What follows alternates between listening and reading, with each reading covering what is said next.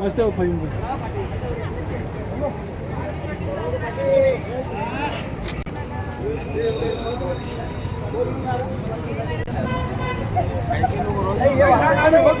सब एक है, हम सब एक है.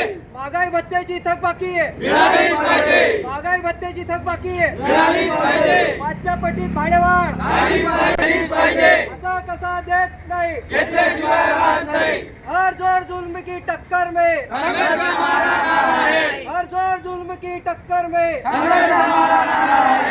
पासून राप कर्मचाऱ्यांच्या आर्थिक प्रलंबित मागण्यांकरता आज शेगाव आगारामध्ये कामगार संघटनेच्या वतीने निदर्शन आंदोलनाचे आयोजन करण्यात आले होते.